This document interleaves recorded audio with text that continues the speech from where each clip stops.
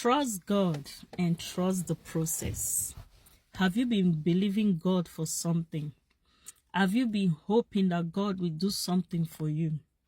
But it seems like it's been delayed. It seems like you are not getting your heart desire. It seems like that which God has promised you is not coming to pass. It seems like things are taking longer than you expect. Do not give up. Do not be discouraged.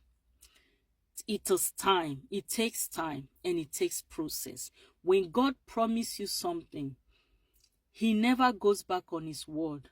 God never goes back on His promises for His children. But you have to learn to trust God. Trust the process. Trust the time. Has He said it and he will not bring it to pass? He is not a man, neither should He lie. He is God, that His word never fails. But you have to learn to trust Him. God does not work by human calendar. God does not work by our time. When He says a thing to you, when He says, I will come on the due time, He will. He will surely bring that which He has promised you to pass. Remember, when Abraham was trusting God to give him children, to give him a child, God said to him, I will make you a father of many nations. Abraham believed God. But it took him almost 10 years for that promises to come to pass.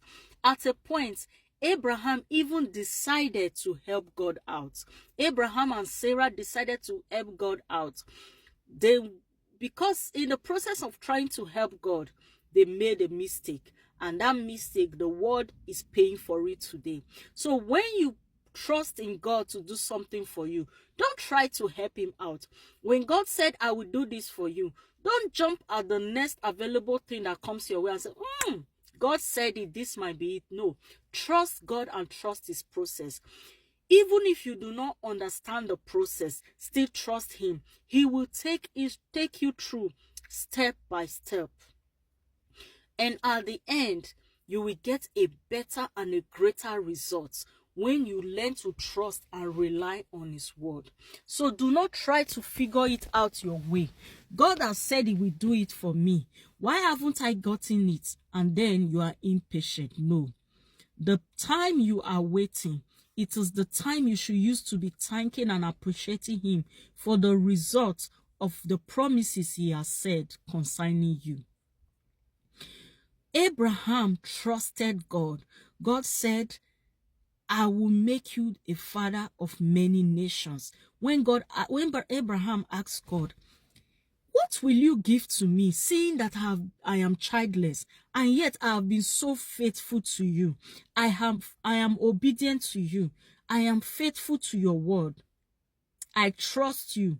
God said, I will give you a child.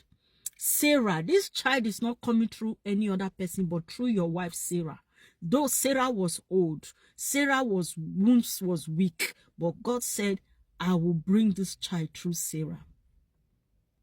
Abraham believed God. When the time was right, Abraham had his child Isaac. Sarah gave birth to their son Isaac. Because God said to Abraham, He said, your descendants will be as many as the sky of the sky, or as many as the stars of the sky.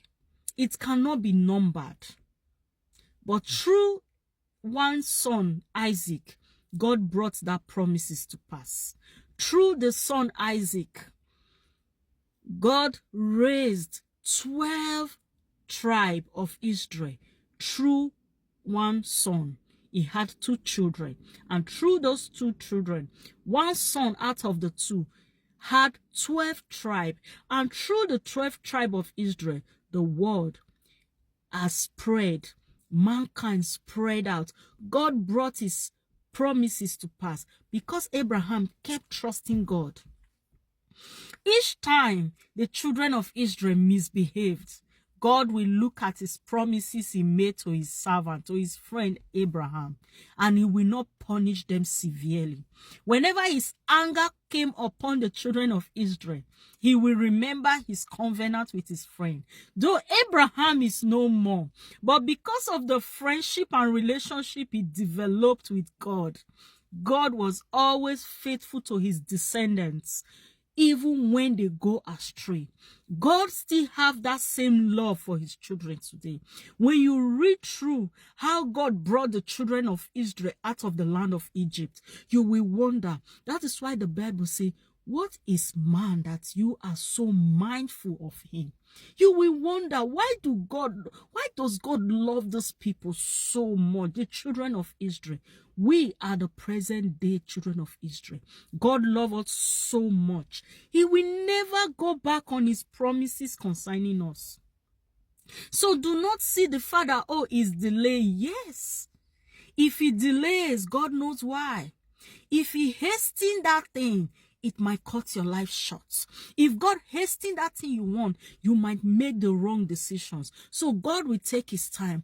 That is the time why the time is using to groom you, the time is using to train you to become the best of yourself, the best person, that when you get to that promised land, you will be matured enough to handle it. If God gives you your heart desire the way you ask for it, when you get there, when you receive it, you may not be matured enough to handle it. You might either lose it or it will cut short your life. It's like a 6-year-old crying to the father, "Daddy, give me a car, buy me a car." The father have the intention of buying the son a car, but the son is not old enough to handle a car. Even a 12-year-old, a 16-year-old is not matured enough to handle a car. Can the father trust him or her to drive on the streets without the father wondering what will happen? But the moment that child is of age, the child have his or her driver's license, matured enough to handle the things of life, that promises will just drop at your lap easily. So when the time comes, you will not have to struggle for it. God's promises will drop easily. Sarah was old. Sarah was 90 years, but she was able to carry, her body was able to carry pregnancy to the full time, because that was God's promise and the time was right. She was able to give birth, able to nurse her son. That is the promises of God. His promise never fails, but he comes at the right time. Remember, he makes all things beautiful in his time. He never fails. He will not start from you. He will not start from me. So keep trusting him. Keep believing him. Be patient. Trust the process, and you will be fine at the end of the day. God bless you. Remain strong and keep trusting God. Bye-bye.